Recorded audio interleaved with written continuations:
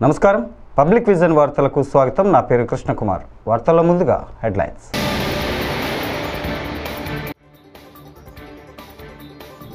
కుంభమేళా స్వచ్ఛ warriors కు CM Yogi Adityanath 10,000 రూపాయల bonus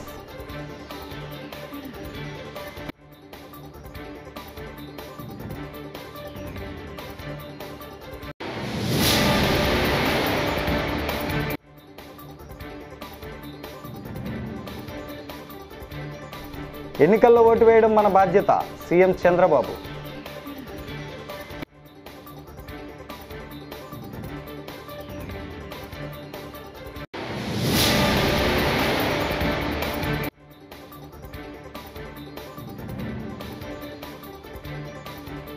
ఎన్టీఆర్కు త్వరలోనే భారతరత్న వస్తుందని ఆశిస్తున్నాం బాలకృష్ణ కామెంట్స్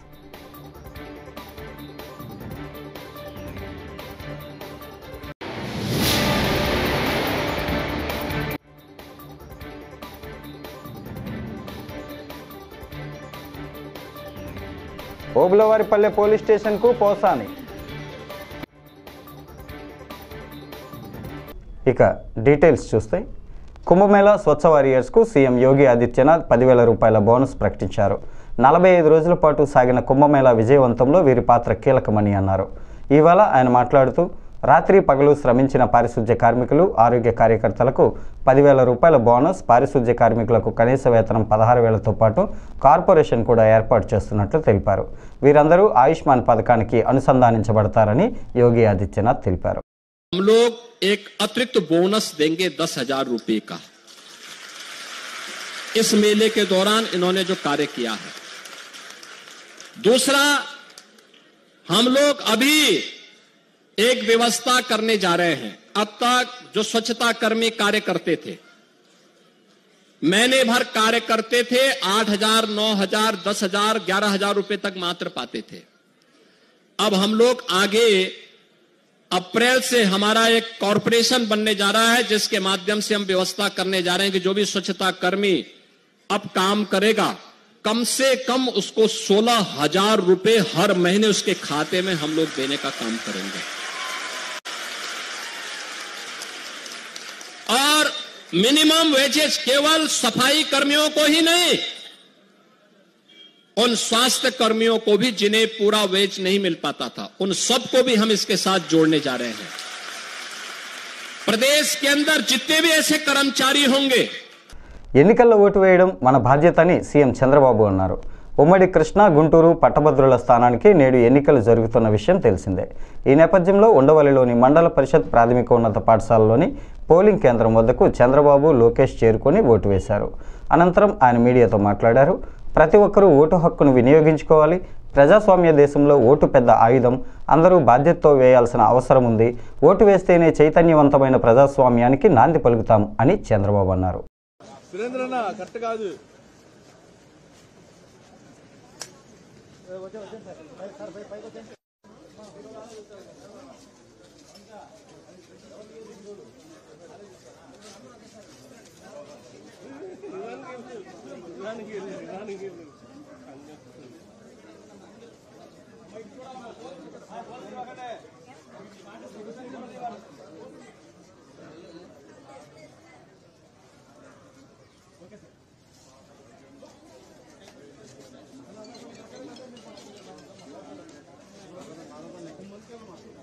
సురేష్ అన్న కొద్దిగా వెనక్కిరా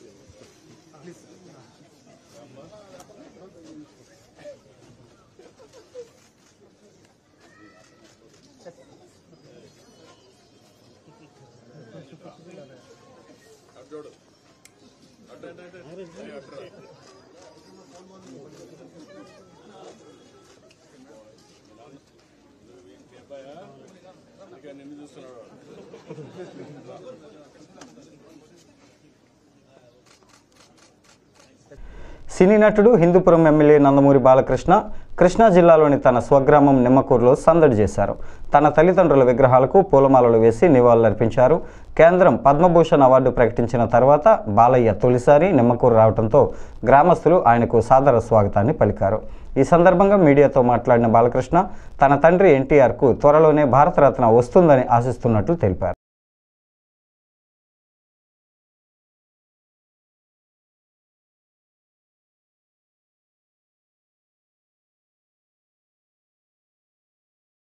పద్మభూషణ్ వచ్చిన సందర్భంగా మా ఊరు నాన్నగారు నిమ్మకూరు వచ్చి మా అందరి బంధువులతో చుట్టాలతో దాయాదులతో అందరితో కూడా ఆనందాన్ని పంచుకోవడానికి ఇక్కడికి రావడం జరిగింది. ఎప్పుడు మనిషి పుట్టినప్పుడు గర్వించదగ్గది ముందు ఆ ఊరి ఏ ఊళ్ళో అయితే ఆయన జన్మించారో ఆ ఊరు, అలాగే ఆయన కుటుంబం, అలాగే ఆయన జన్మించిన గడ్డ నేల, ఆ తర్వాత ఆయన జన్మించిన జాతి. కేవలం ఒక తెలుగువారే కాదు, మొత్తం యావత్ భారతదేశం. అంటే ఆయన చేసిన ఎన్నో చేసి ఉండొచ్చు, కానీ ఆయన అది లిబరలైజేషన్ అని కొంతమంది వరకే పరిమితం.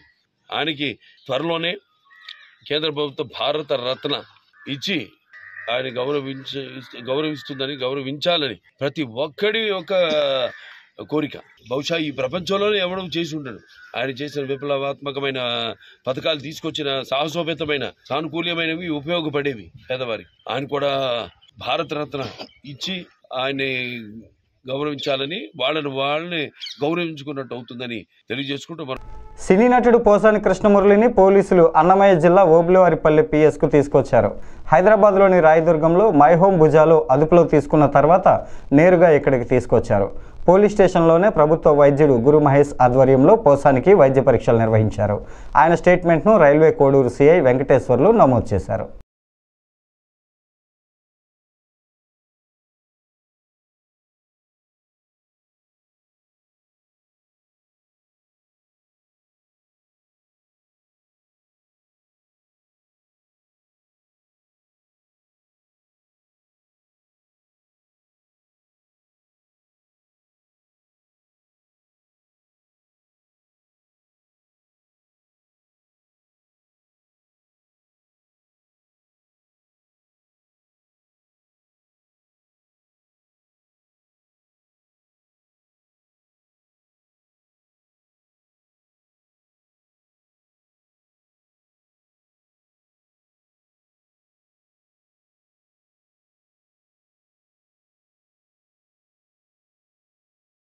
హీరో సందీప్ కిషన్ విజయవాడలో సందడి చేశారు. విజయవాడలోని ఇంద్రకీలాద్రి అమ్మవారిని దర్శించుకొని ప్రత్యేక పూజలను నిర్వహించారు. తన కొత్త సినిమా మజాకా హిట్ టాక్ తెచ్చుకుందని ఈ క్రమంలో అమ్మవారిని దర్శించుకున్నట్లు తెలిపారు.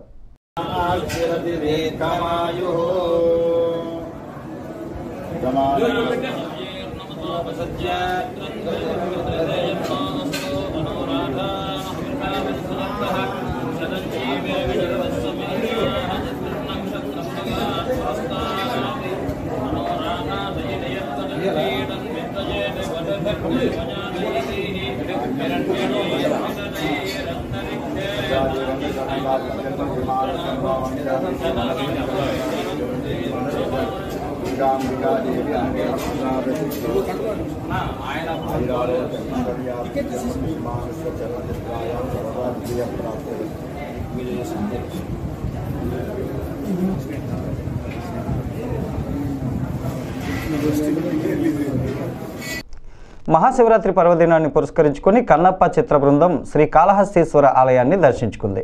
మంచు మోహన్ బాబు, విష్ణు, ప్రభుదేవ ఆలయానికి చేరుకొని శ్రీ వాయులింగేశ్వర స్వామి సమేత జ్ఞాన ప్రసూనాంబదేవిని దర్శించుకున్నారు. అనంతరం వారు మీడియాతో మాట్లాడారు. ఏప్రిల్ 25న సినిమాను విడుదల చేస్తామని తెలిపారు. కన్నప్ప చిత్రం విజయవంతానికి భగవంతుడితో పాటు ప్రజల ఆశీస్సులు కూడా ఉండాలని కోరారు.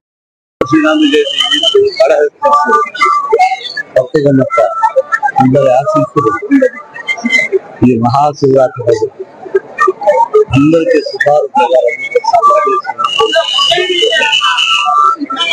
నేను ఇటు చూశారు నేనే పట్టుకుంటారు. అద్భుతం. ముందు డెకరేషన్ గాని ఈ అలంకరణ ఒక కళా నైపుణ్యంలాగా ఉంది. ఇది అతిశయోక్తి కాదు. The credit goes to MLA. అలాగే నాకు ఇక్కడ అత్యంత ఆత్మీయుడైనటువంటి తమ్ముడు ఆనంద్ కూడా ఉన్నాడు. శ్రీ ఇప్పుడు మన పుణ్యక్షేత్రాల గురించి ఈశ్వరుడి గురించి తెలియని వాళ్ళు ఉండరు. ఆ భగవంతుని ఆశీస్సులతో కన్నప్ప సినిమా తీస్తున్నాం. అది సినిమా రిలీజ్ అయిన తర్వాత నేను మాట్లాడతాను. కన్నప్ప టీం అంతా వచ్చారు. బిడ్డ కన్నప్పగా యాక్ట్ చేశాడు. తను మాట్లాడారు. ప్రభుదేవ మీరు అందరూ చూసుంటారు ఒక పాట, శివ శివ శివ అని యూట్యూబ్ లో. అది కొరియోగ్రఫీ చేసింది ప్రభుదేవ. కాళహస్తీశ్వర స్వామి దగ్గర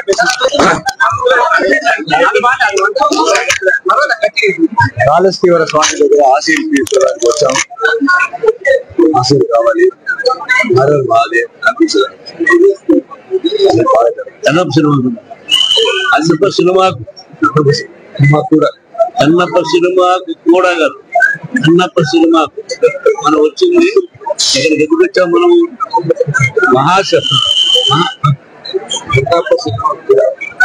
చూడండి అంటే ప్రజల ఆశీస్సులు మనకు కావాలి, పరమేశ్వరుని ఆశీస్సులు ప్రజలకు కావాలి, అందరి ఆశీస్సులు కన్నప్ప కావాలి. పిక్చర్ రిలీజ్ అయిన తర్వాత మాట్లాడలేదు. అందరికీ నమస్కారం. రాత్రికి నేను కాళహస్తి వచ్చాను, దేవుడు దర్శనం చేసుకున్నాను. ఇక్కడ ముఖ్యంగా ఈ రోజు జరిగిన ఏర్పాట్లన్నిటికీ నా సోదరుడు సుధీర్కి కంగ్రాచులేషన్స్ చెప్పాలి. ఎమ్మెల్యేగా మొదటిసారి ఉన్నప్పటికీ ఇక్కడ స్వయంగా గెలిచి సంతృష్టితో మేమందరం చాలా గర్విస్తున్నాం సుధీర్ ఎమ్మెల్యేగా ఉండడం. ఎందుకంటే మేమందరం కలిసి పెరిగిన వాళ్ళం. ఈ రోజు it's matter of pride. Sudheer ఈ రోజు ఎమ్మెల్యేగా ఉండడం, తన ఆధ్వర్యంలో అద్భుతంగా టెంపుల్ డెకరేషన్స్ జరగడం, లోపల చాలా బ్రహ్మాండంగా చేశారు. అలాగే పోలా ఆనంద్ గారికి మా కుటుంబ సభ్యులు. వైసీపీ ఎమ్మెల్సీ లేళ్ల అప్పిరెడ్డి కూటమి ప్రభుత్వంపై షాకింగ్ కామెంట్లు చేశారు. అసెంబ్లీలో ప్రతిపక్షం మాట్లాడకూడదనే దురాలోచనతోనే వైసీపీ నాయకులకు సమయం ఇవ్వలేదని, ప్రధాన ప్రతిపక్షంగా గుర్తించడం లేదని అన్నారు. 11 మంది ఎమ్మెల్యేలు మాత్రమే ఉన్న సమయం ఇవ్వటానికి ఎందుకు భయమని ప్రశ్నించారు. ఇప్పటికే అన్ని వర్గాల ప్రజలు కూటమి ప్రభుత్వంపై నిరసనలు వ్యక్తం చేస్తున్నారని, తిరుగుబాటు ప్రారంభమైందని ఆయన పేర్కొన్నారు. మాకు సమయం ఇస్తే మీకెందుకు అంత భయం అడుగుతా ఉన్నాం? మీరు చెబుతున్నారుగా 164 మంది మా సంఖ్యాబలం ఉందని. 11 మందే కదా మేముంది. మాకు సమయం ఇస్తే మీరు ఎందుకు భయపడతా ఉన్నారు? వాళ్ళకి తెలుసు ఈ 9 నెలల కాలంలో ఒక్కటి కూడా ఈ రాష్ట్రంలో అమలు చేసినటువంటి పరిస్థితి లేదు. అన్ని వర్గాల ప్రజానీకం కూడా, విద్యార్థుల దగ్గర మొదలుకుంటే మహిళల వరకు అన్ని వర్గాల ప్రజలకు కూడా తీవ్రమైనటువంటి అసంతృప్తితో ప్రభుత్వం పైన తమ నిరసన వ్యక్తం చేస్తున్నటువంటి పరిస్థితులు ఉన్నాయి. కాబట్టే వాళ్ళు ప్రతిపక్షానికి అవకాశం ఇవ్వకూడదనే ఒక దురాలోచనతోనే వాళ్ళు గుర్తించినటువంటి పరిస్థితులు కూడా ఈ సందర్భంగా చెప్తా ఉన్నా. వైఎస్ఆర్ కాంగ్రెస్ పార్టీని లేకపోతే ప్రజాస్వామ్యాన్ని మాత్రమే కాదు, ఇవాళ ప్రజలకు కూడా మోసం చేసే కార్యక్రమాన్ని, ప్రజల్ని ఇబ్బందులు పెట్టే కార్యక్రమాలను చేస్తా ఉన్నారు. ప్రజల నుంచే తిరుగుబాటు ప్రారంభమవుతుంది. గ్రూప్ 2 నిరుద్యోగులు చూసాం, రోడ్డుపైకి వచ్చి ఉద్యమాలు చేసినటువంటి పరిస్థితులు.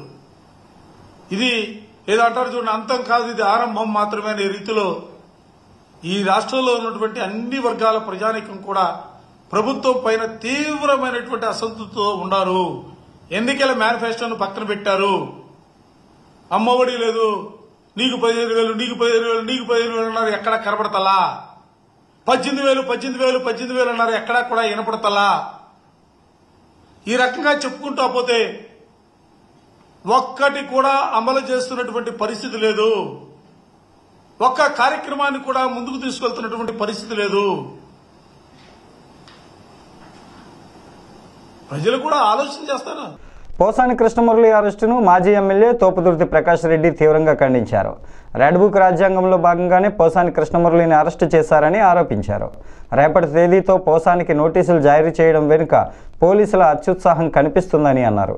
చంద్రబాబు తప్పిదాలను విమర్శించిన పోసానిపై నాన్ బెయిలబుల్ కేసులు పెట్టడం దుర్మార్గమని ఆయన అన్నారు.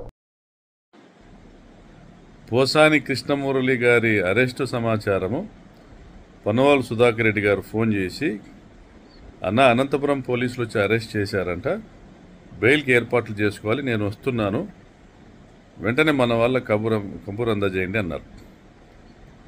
నేను వెంటనే అలర్ట్ చేశాను, స్థానిక డిస్ట్రిక్ట్ లీగల్ సెల్ ప్రెసిడెంట్ చేశాను. మరి ఇంతలోపలే కాల్ వచ్చింది, నోటీస్ పంపించారు. ఆ నోటీస్ చూస్తే పోసాని కృష్ణమురళి గారిని అరెస్ట్ చేయడానికి పోలీసులు ఇచ్చినటువంటి నోటీస్ చూస్తే 27వ తారీఖు అంటే 27/2/2025 సంవత్సరం అంటే రేపటి డేట్తో నోటీస్ ఇచ్చారు. ఈరోజు అరెస్ట్ చేసి తీసుకెళ్లారు. పోసాని కృష్ణమురళి గారు ఎప్పుడూ కూడా ఒక పద్ధతిగా మాట్లాడేవాడు, ప్రభుత్వాన్ని పాలసీ మీద విమర్శించినవాడు తప్ప ఏ రోజు కూడా పద్ధతి దాటి మాట్లాడింది లేదు. మరి ఆయన పైన ఈ 111 సెక్షన్స్, 353 సెక్షను, 196 సెక్షను ఇవన్నీ పెట్టి నాన్ బెయిలబుల్ కేసు పెట్టి Sambepalli police, Rayachoti constituency Sambepalli police వచ్చి అరెస్ట్ చేస్తూ రాజంపేట కోర్టుకు తీసుకెళ్లేటువంటి విధంగా నోటీస్ ఇచ్చారు. రేపటి డేట్తో ఇచ్చారు. మరి ఈ దేశంలో రేపటి డేటుతో నోటీస్ ఇచ్చి ఈరోజు అరెస్ట్ చేసే పోలీసులు చంద్రబాబు ప్రభుత్వంలో తప్ప ఎక్కడ కూడా దొరకరు. ఇది రెడ్ బుక్ రాజ్యాంగం అమలు చేయడానికి మాత్రమే వీరు ప్రభుత్వాన్ని, ప్రభుత్వ యొక్క అధికారాన్ని ఉపయోగిస్తున్నారు తప్ప ఈ రాష్ట్ర ప్రజలకు వీరి నుండి, చంద్రబాబు నుండి కానీ పవన్ కళ్యాణ్ నుండి కానీ ఒరిగేది ఏం లేదు.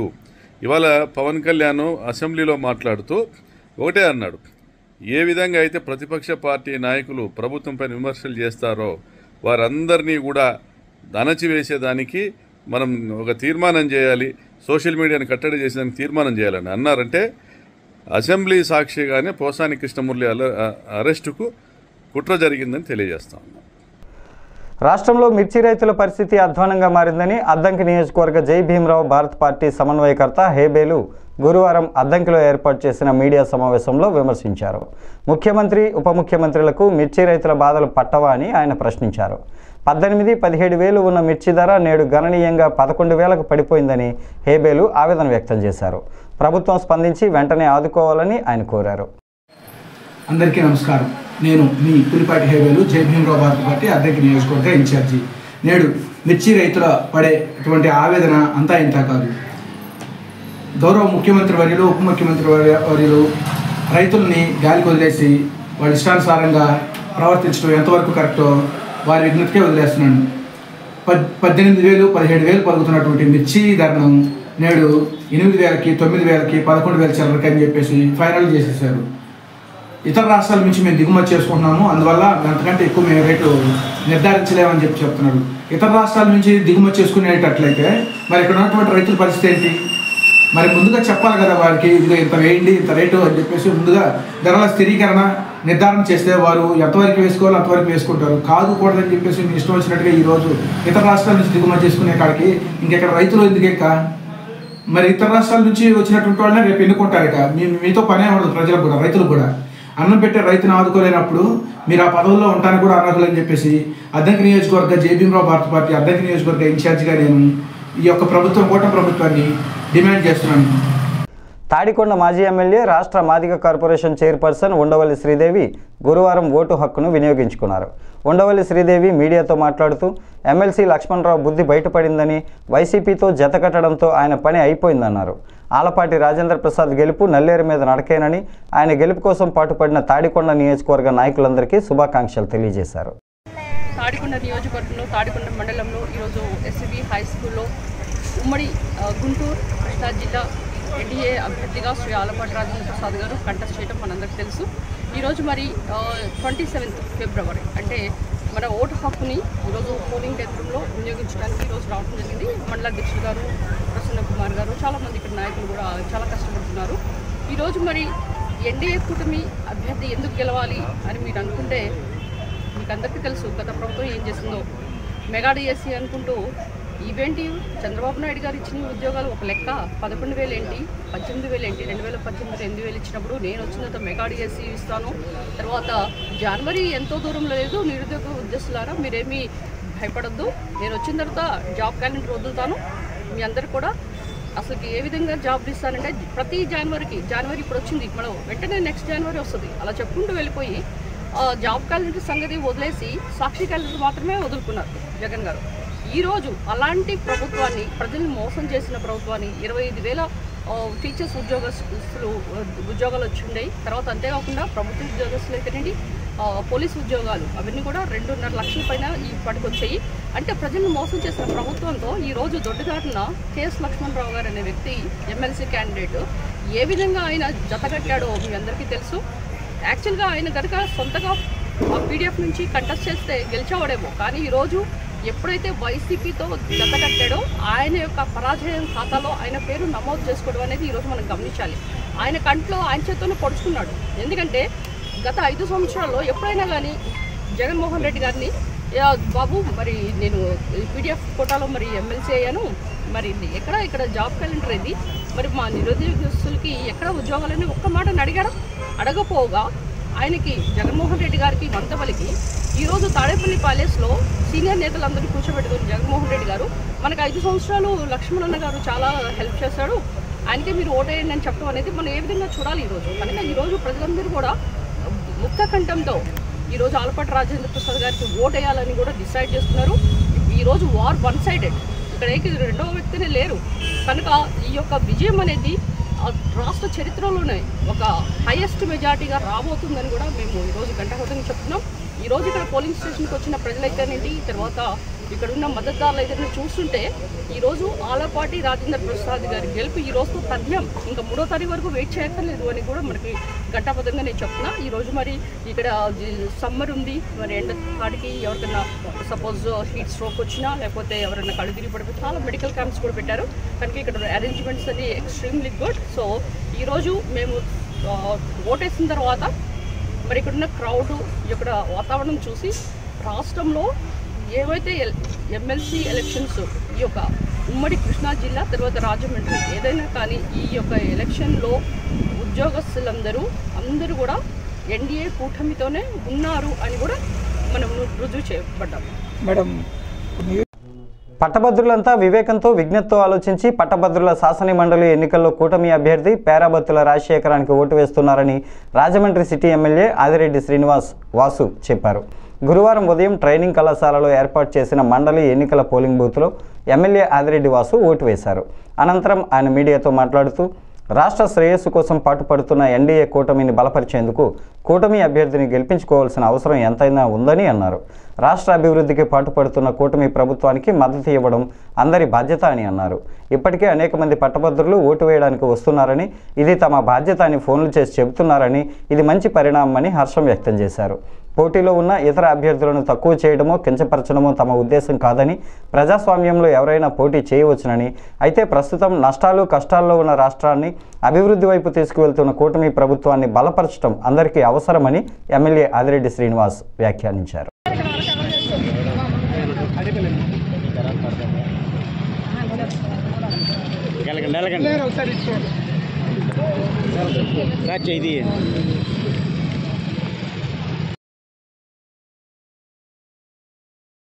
జిల్లాల పట్టభద్రుల శాసన మండలి ఎన్నికలు జరుగుతూ ఉన్నాయి. ఓటర్లందరూ కూడా వారి యొక్క అమూల్యమైన ఓటుని సద్వినియోగపరుచుకుంటా ఉన్నారు. నేను కూడా నా ఓటుని సద్వినియోగపరుచుకున్నాను. ఏదైతే ఈ రాష్ట్ర శ్రేయస్సు కోసం నష్టాల్లో ఉన్న కష్టాల్లో ఉన్న ఈ రాష్ట్రాన్ని అభివృద్ధి పదంలో తీసుకెళ్తున్న ఏదైతే ఎన్డీఏ కూటమి ఉందో ఆ ఎన్డీఏ కూటమికి నా మద్దతు తెలియజేయడం జరిగింది. ఇది అవసరం, ఇది మన అందరి యొక్క బాధ్యత. గత 5 సంవత్సరాలు నీ రాష్ట్రానికి రాజధాని ఏంట్రా అంటే చెప్పలేని దౌర్భాగ్యమైన పరిస్థితుల నుంచి ఈ రోజున అమరావతికి 15,000 కోట్లు మంజూరు చేయించుకున్నాం. స్టీల్ ప్లాంట్ పరిస్థితి ఏంట్రా అంటే అర్థం కాని పరిస్థితిని ఈరోజు ఆర్థికంగా కేంద్రం ఒక సహకారం తెచ్చుకుంటా ఉన్నాం. డిఎస్సి మెగా డిఎస్సి తీసుకుంటా ఉన్నాం. జూన్లోని అందరికీ కూడా ఉద్యోగాలు కూడా పోస్టింగ్స్ కూడా ఇచ్చే కార్యక్రమం గౌరవ మంత్రి లోకేష్ గారు తీసుకుంటా ఉన్నారు. అన్ని అంశాల్లో కూడా ఈరోజు రాష్ట్రాన్ని ముందుకు తీసుకెళ్తా ఉన్నాం. ఇది పట్టభద్రుల ఎన్నిక అంటే విద్యావంతులు వివేకంతో ఆలోచించండి, విఘ్నతతో ఆలోచించండి. ఈ రాష్ట్రానికి గత 5 సంవత్సరాలు పట్టిన నష్టాన్ని కష్టాన్ని గుర్తించి ఈ రోజున ఈ కష్టాన్ని నుంచి ముందుకు తీసుకెళ్తున్న ఎన్డీఏ కూటమి అభ్యర్థి పేరాబత్తుల రాజశేఖర్ గారికి మీ సంపూర్ణమైన మద్దతు తెలియచేయండి. ఇది అవసరం. ఎవరిని నొప్పించాలో లేకపోతే పోటీలో ఉన్న వాళ్ళని కించపరచాలన్నది మా తాలూకు ఉద్దేశం కాదు. ప్రజాస్వామ్యం ఎవరైనా పోటీ చేస్తారు, కానీ ఇది రాష్ట్రం ఒక అవసరాన్ని గుర్తించి ఎన్డీఏ కూటమికి బలపరచాలని మంచి స్పందన ఉంది. మా వాళ్ళు కూడా చెప్తా ఉన్నారు, ఫోనులు చేస్తూ ఉన్నారు. ఫోనుల్లో కూడా ఎక్కడికక్కడ వస్తున్నాం, మా బాధ్యత ఇది, మేము వచ్చి ఎన్డీఏ అభ్యర్థికి ఓటేస్తున్నాం అని కూడా చెప్పడం జరుగుతూ ఉంది.